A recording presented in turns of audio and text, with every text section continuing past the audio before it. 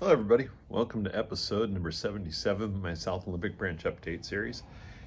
I want to address something really quick. I've been working on a concept video for the creation of the backdrops of for my railroad, and I've got some ideas on content I want to include with that, but in order to do that I have to find time to go down to visit my friend Mike, who owns the printing place that makes them down in Tacoma, and it's been a little challenging as time in my life seems to be just zooming off on me. So anyway, so I did want to show you what I've been working on lately, so let's get to it. Friend Herb and I decided to go see if we could record some trains on Stevens Pass one Saturday recently. Only saw one train, but the Great Northern and Cascade Railway at Skycomish was open and offering rides on their 7.5-inch gauge railroad. There were a couple of Northern Pacific Jeeps I hadn't seen out there before, and Herb and I went for a ride around the layout. Pretty cool stuff, as you can see.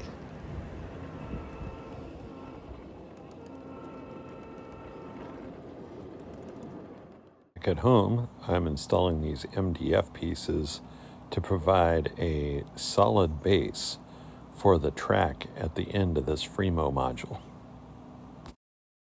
Also, I've been working on the foam core inner structure for the Chemtrade chemical plant that will be on the modules. Here's a couple of pictures of the Chemtrade plant down at Kalama, Washington. You can see the track goes off to the right and interfaces with the Burlington Northern Santa Fe there.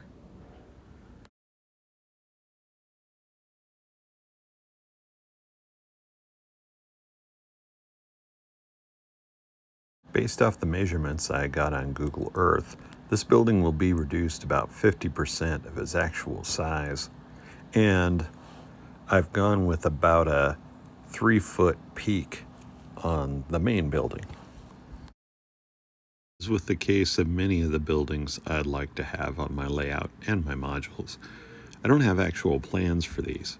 So here I'm kind of taking the structure and drawing it out to make it look like the prototype.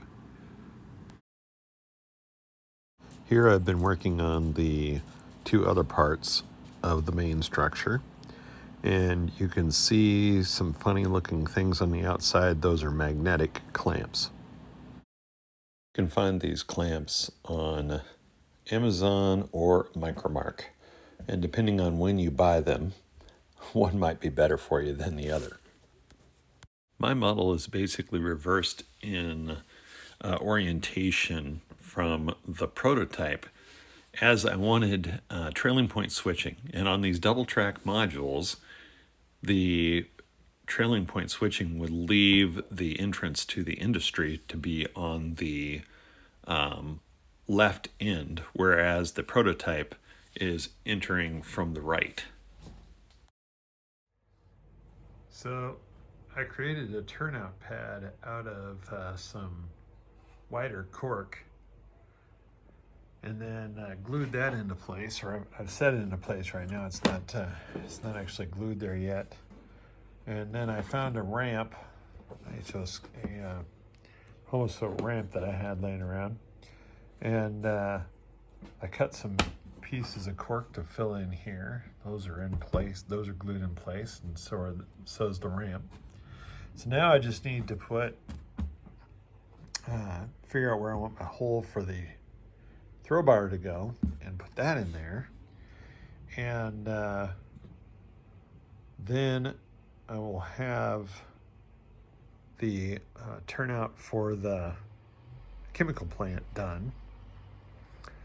And the other turnout for the stuff that's going to be on this side over here will go at the other end. So the other end of the other module. Just a little update on that. You know, sometimes it's really difficult to get panels as tight together as you would like. So I've got a little gap in there, and I'm just going to take some Vallejo plastic putty and see if I can fill that in.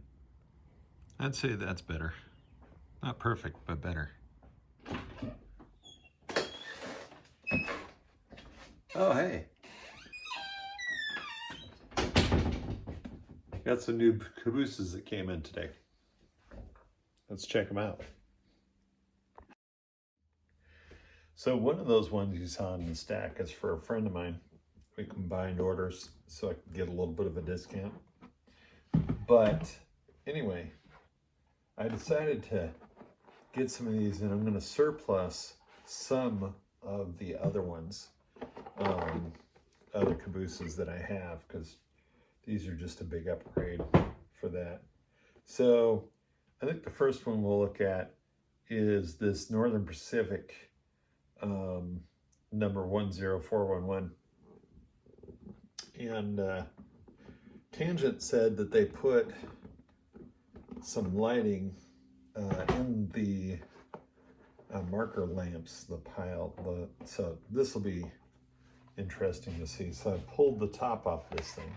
And these don't require, the Athearn Genesis ones I recently got, required the use of your DCC system to turn on the lights and turn off the lights. These don't. They have a magnetic wand, which is, I think I might actually like a little bit better. The Athearn ones have sound, but the ones, well, one of them does, one of the ones I have. But I don't really, that's cool, but I don't really think I need sound. I'm going to do a little comparison of cabooses in this video so you guys can get a good idea what it's all about, as it were. And I realize you can't really see that well. Let me adjust. Oh, nope, that didn't work. Let's try this again. There we go. Okay, so this is, as I said, Northern Pacific. Ooh, this thing is heavy. Anyway, there's one side of it with the little screens on the windows. And there's the other side. Okay, so this one has little super fine screens on the lower windows. That's interesting. You can't really tell some of this stuff from the picture, but we're going to put it on the track here in a minute. Look at that underside detail. Now, hopefully I won't be spending a lot of time looking at the underside of this thing, but you know, you never know. So supposedly these little marker lights out here are actually lit. We'll see what that looks like. That is a finely detailed caboose. You know, it could be that the roof rack, the roof walk, I should say, is not quite as, it's not quite as fine as the Athearn one. So that's interesting. All right, let's pause this, and I'm going to turn on the lamp. Okay, I've turned the lights down a little bit so you guys will be able to see the interior lights easier. There. Okay, so I turned off the interior lighting, and I'm shading the model so you can actually see the little red lantern there next to the window. And that's the pile lantern that they include on this model. That is ridiculously small, and it's kind of dim. It's too bad it's not a little bit brighter, because I don't think in a video you would actually be able to see it. Okay, now that we've taken a quick look at the Northern Pacific caboose, let's take a look at SP&S 905. Boy, these boxes are like vacuum packed. Okay.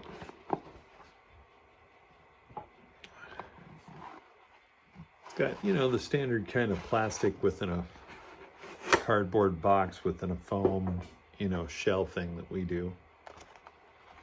Let's push this, push it real good out of here. I wonder if there's any miscellaneous parts like there was with the Northern Pacific one had a couple of pieces. Oh yeah. It's got these extra pieces.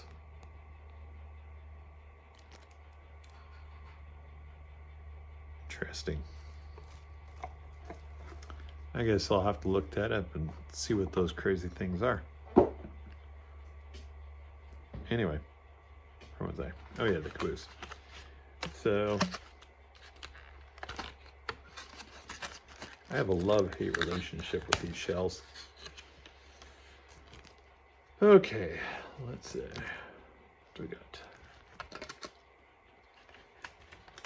Now on the Tangent website, they actually said that the SP&S version of the Caboose had some overspray on the roof, and that's present here, and they had done that on the model on purpose. Let's see.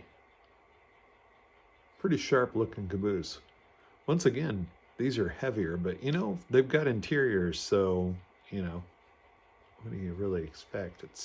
There's a lot more to it than there is with any other model of a Caboose that I've ever had.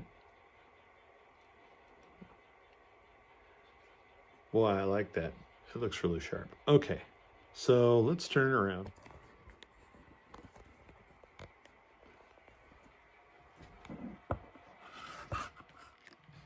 Time for more wand madness, as it were. Let's wave that on. There's lights. These are a little bit brighter on the interior lights than the Athearn version. I think that's good. The SP&S units don't have any end lights to them, so there's nothing to report on that.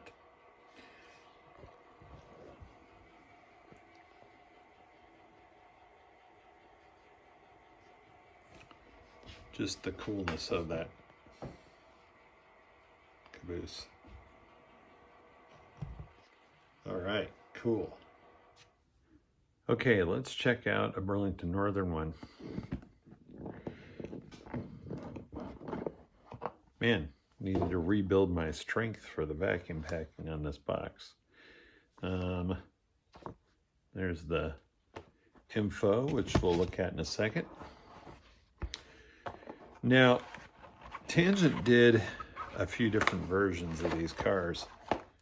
I picked one that I liked the looks of the best for myself. I don't focus that much on prototypes that ran where I was. It'd be nice if there was all these prototypes for different railroads that I have that ran out in Grace Harbor County, but they just didn't. They had Northern Pacific, but I don't know if they ever had any SP&S. I mean, I know there were some Burlington Northern Jeeps out there that were probably former NP units. But anyway, same shell, just unpacking it. Getting it out of the box. What do you know? I just pulled the roof off of that. That's nice. Great. Hope I didn't permanently break that. Let's see, can I stick that back on? It looks like I can. Okay. Well, that's interesting. Okay, so here we go. I didn't get that roof back on all the way.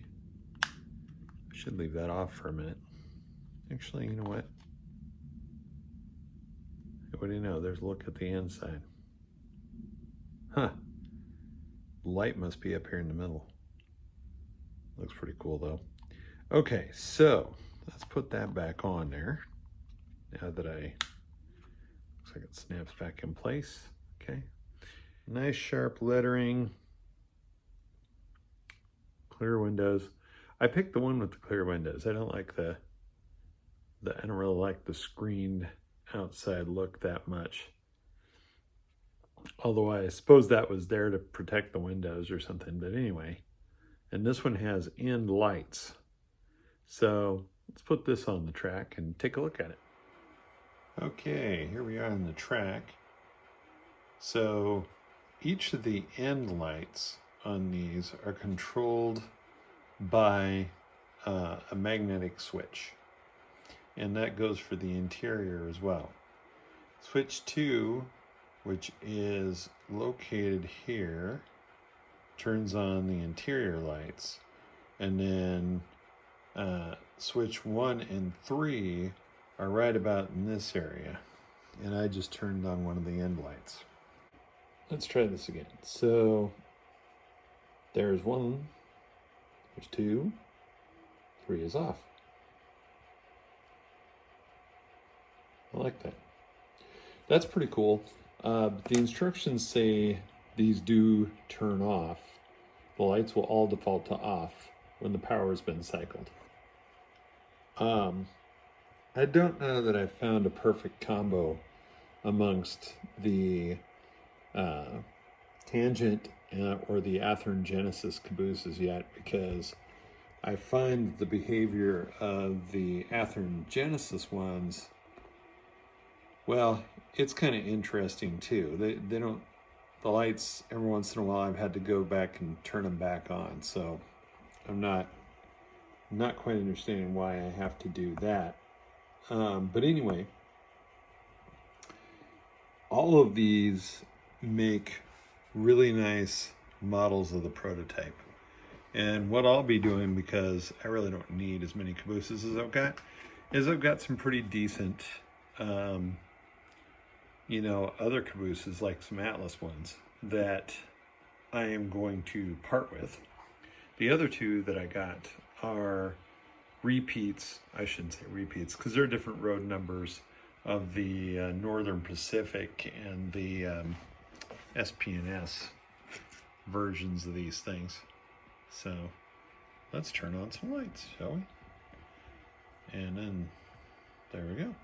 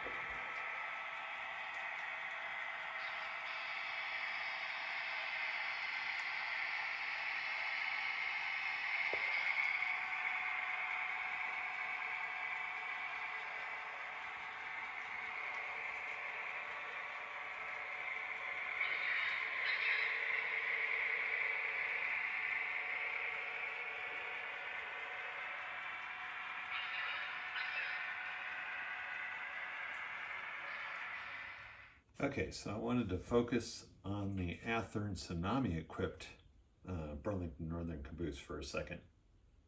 What we have here is the light you see at the end, and it looks like the interior lights are off right now. And what I've found is that those tend to stay off. I'm going to turn on my throttle here, and I found that the lights seem to come on when the throttle is on. So it's like the system is going, oh, hey, you're active, and it comes on. I've also seen that turn off, so it's kind of weird. The NCE equipped one doesn't seem to do that, but that's one part of this. Let's do a little sound demo.